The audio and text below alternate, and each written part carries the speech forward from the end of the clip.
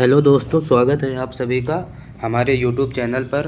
दोस्तों, आज है 10 सितंबर और 10 सितंबर में जो एसएससी सीजीएल के फर्स्ट शिफ्ट में जीएस का में जितने भी इम्पोर्टेंट क्वेश्चन पूछे गए थे उन सभी क्वेश्चंस का एनालिसिस हम करने वाले हैं। तो वीडियो को बिना स्किप किए एंड तक ज़रूर देखिएगा, क्योंकि सारे क्वेश्चन इम्पोर्टेंट हैं और आपके अगली शिफ्ट में भी पूछे जा सकते हैं। तो सभी लोग एंड तक ज़रूर देखेंगे। वीडियो को शुरू करते हैं।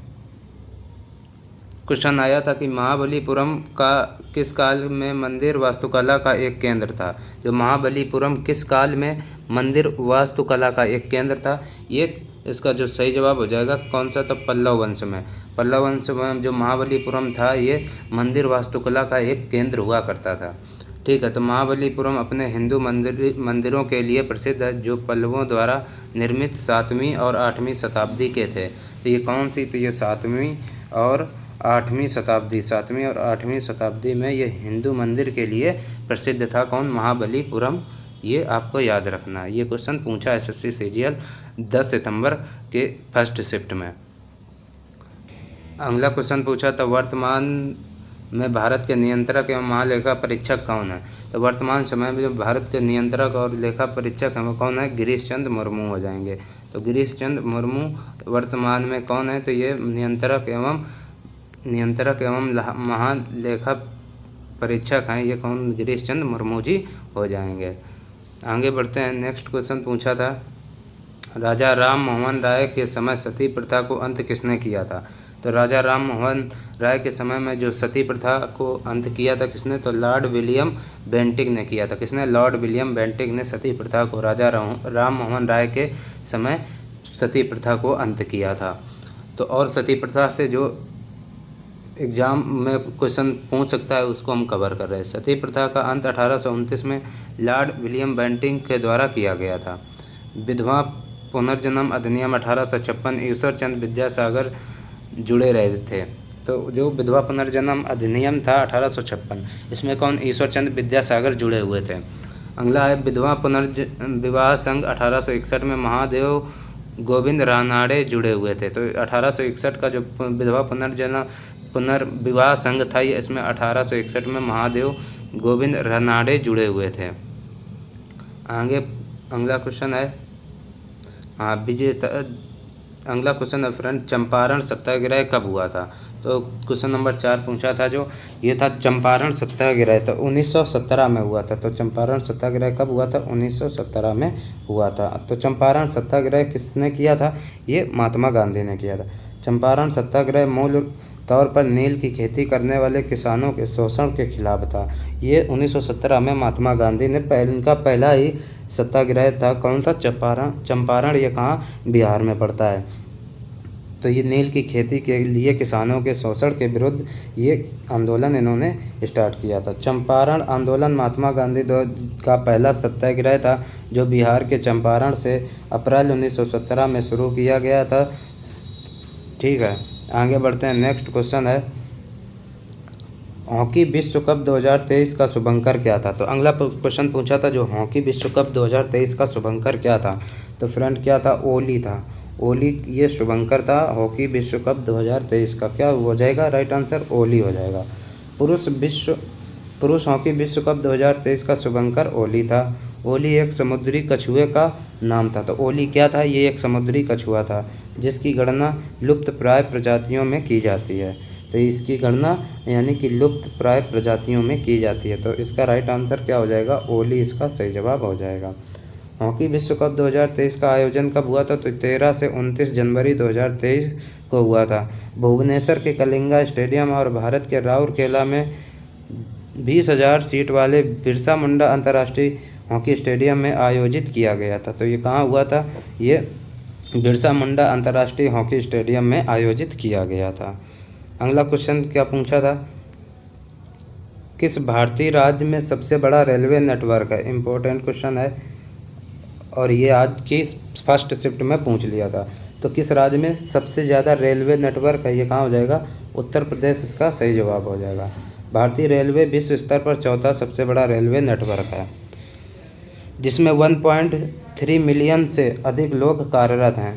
हर दिन 25 मिलियन से अधिक यात्री 13,000 से अधिक ट्रेनों में यात्रा करते हैं, जो 7,000 से अधिक स्टेशनों से गुजरती है और 68,000 किलोमीटर से अधिक की दूरी तय करती है।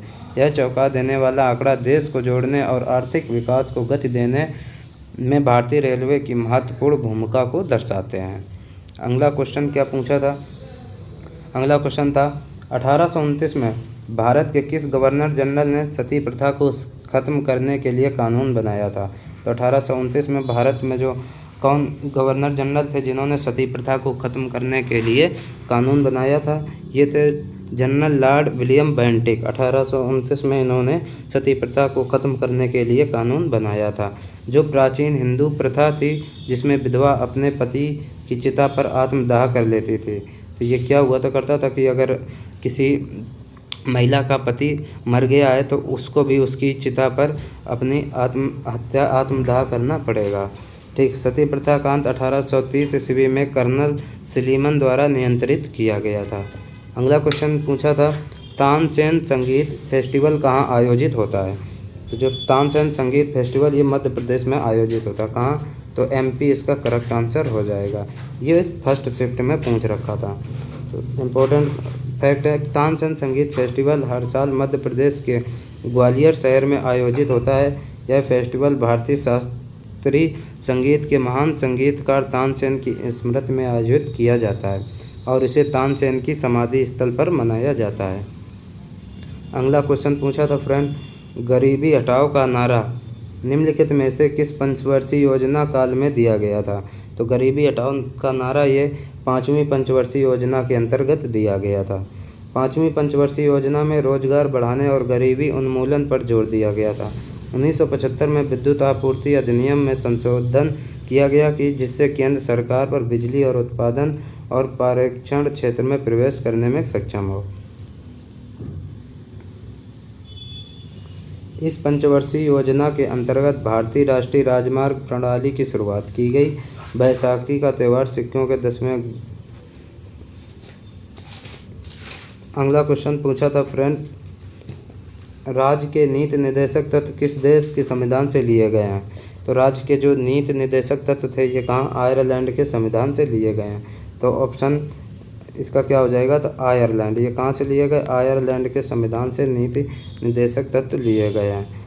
राज्य के नीति निर्देशक तत्वों का उल्लेख संविधान के भाग 4 में किस भाग में है? तो भाग 4 में नीति निर्देशक तत्व का उल्लेख है।